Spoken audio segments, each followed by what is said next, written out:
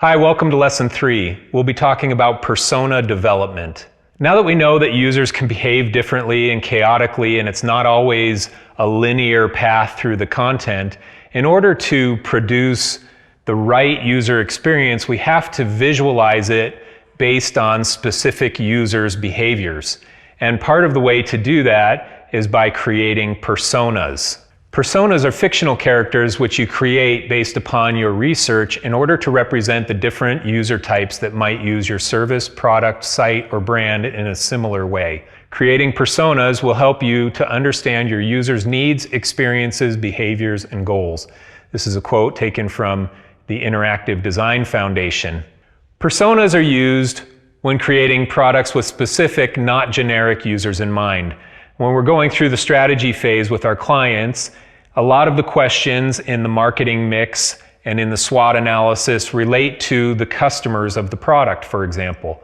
We want to understand as much as we can about who their target audience is, who the specific users are of this product or service that we're creating, and then create a persona that defines all of the personality traits of that specific user. Then we use this persona throughout the rest of our UX project.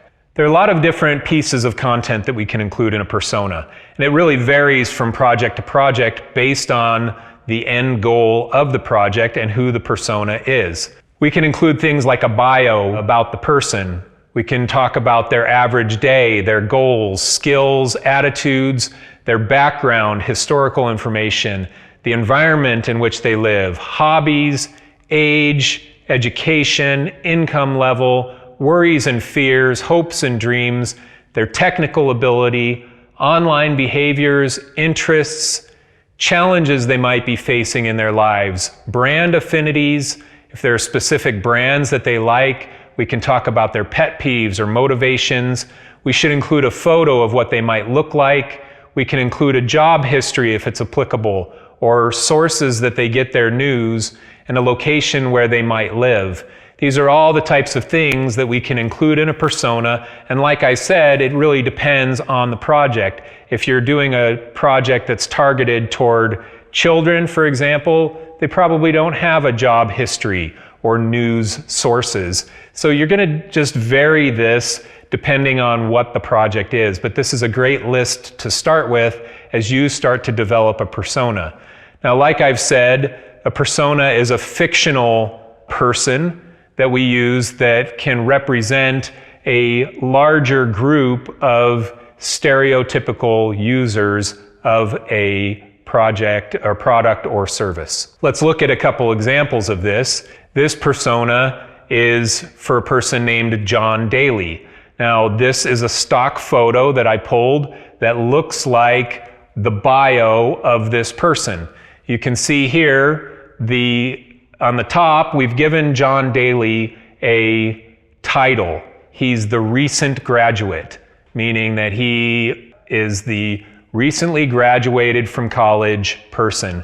If you read in the bio, you can see that John just finished studying at the university. He graduated with a bachelor's degree in engineering and landed his first job out of school. He recently married his college sweetheart, and they are looking to buy their very first home. He comes from a strong middle-class family and has a pretty good handle on money management. In the next couple years, he and his wife plan to start having children and want to find a home in a neighborhood where they can raise their children. He has motivations that are listed on the side: security and money, happiness, social, career growth, and a fear of loss. He has goals that he wants to start saving to buy a house. He wants to start a family in the next couple of years, and he's looking to get a promotion in his job. He's frustrated about trying to pay off his student loans, and that his wife is still finishing school, which makes it hard to save money. And his current bank has bad customer service, so that's a frustration. If you look at the top, his age is 26, he's an engineer, his education is a bachelor's degree, and his status is that he's married. He lives in Denver, Colorado. Above the bio, he's ambitious, friendly, and smart. And then his average day, he wakes up at 6 a.m., he goes to the gym, he eats a healthy breakfast, he spends a day at work, he coaches youth soccer in the evenings, and then watches a movie with his wife before bed. He loves Starbucks, Apple, computers, and Trek bicycles. So you can see that this really gives us a good picture of what this person, John Daly, might be like. Now, keep in mind that he's a fictional person, but we've created a realistic persona about this person so that we can better empathize with him. If you go back to what we were talking about earlier in design thinking, it's so critical to empathize at the start when we're creating a UX project, that we empathize with the user. Well, the best way to gain empathy is to start treating John Daly like he's a real person, and we're trying to get our product to reach John Daly and to be intuitive for him. Let's look at another example of another persona of Sophia Perez. She is the single mother, if you look at the top right. Her bio goes like this: Sophia works as a supervisor at a call center. She is recently divorced and has 2 young children who are both in grade school all day. She only has a high school education, but has been able to successfully grow in her career, mostly due to her strong work ethic. She is happy and loved by her neighbors. In spite of her lack of secondary education, she has been able to save a sizable amount of money and is looking to purchase a new home in the next 12 months. Her average day, she wakes up at 7 a.m., she gets her kids ready for school, she spends her day at work and picks the kids up after school from the babysitter, runs some errands, makes dinner for her family, and then plays with the kids and puts them to bed. She loves shopping at Target, she drinks Diet Coke, and she dresses from American Eagle Outfitters. She's 32 years old. She's a call center supervisor. She has a high school education. She's a single mother, and she lives in Orlando, Florida. Her motivations are happiness, saving money, career, her children, stability, and then social. She loves being social with her neighbors and friends. She's looking to buy a new home and get a promotion at her job and find a good neighborhood for her kids to be raised in. Her frustrations are navigating the logistics of her kids, finding the right neighborhood, and her boss is sometimes challenging to work with. This is a great picture of what Sophia's life is like. Now, both of these people could be personas for a bank application or a mortgage offering, and they're both looking for a new home, looking to buy their first home, looking to find a neighborhood, looking to have a good place to live for their family. So they have common traits, but one is a single mother, one is a recent graduate who's married and thinking of starting a family. They both could be target customers for a bank application or a bank offering. So we want to understand and empathize with both of these different users, as both of them might have a different path through the content.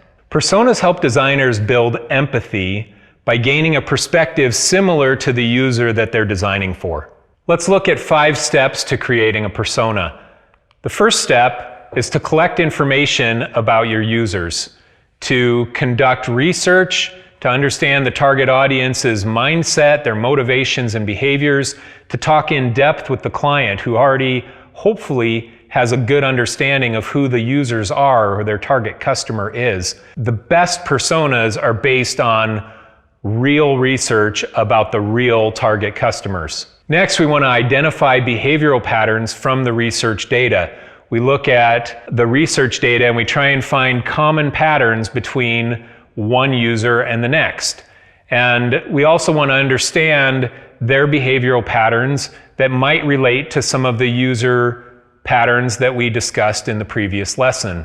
What are the patterns that we can utilize in creating our user experience that might be intuitive for these end users? Next, we create the personas and we prioritize them. Most companies and products have a variety of target customers, but 1 or 2 of them are probably the most important. And who is the most important? The next most, the next most, and the next most. We might have 3 to 5 different personas, one of them being the number 1 priority, and then the number 2 priority. This is important to prioritize them because we want to be able to create the best user experience for the highest priority customer. Then we find scenarios of interaction and create documentation. Personas have no value in and of themselves. They only become valuable when they're tied to a scenario. A scenario is an imagined situation that describes a persona and how they would interact with the product. And then finally, we share findings and obtain acceptance from the team. So before we launch in and say, these are the personas, we need to share how we arrived at these personas and get buy-in from all the team members and the stakeholders, the client and the decision makers, that these are the personas. And everybody agrees that these are the people that we are creating this product for. This was taken from an article called Putting Personas to Work in UX Design, What They Are and Why They're Important, that can be found on the blog.adobe.com. I recommend that you read that article to learn more about developing personas. Now we'll be using these personas throughout the remainder of this course as we develop wireframes and prototypes and user flow diagrams. These personas become invaluable in helping us prove our decisions against fictional but real-world end users.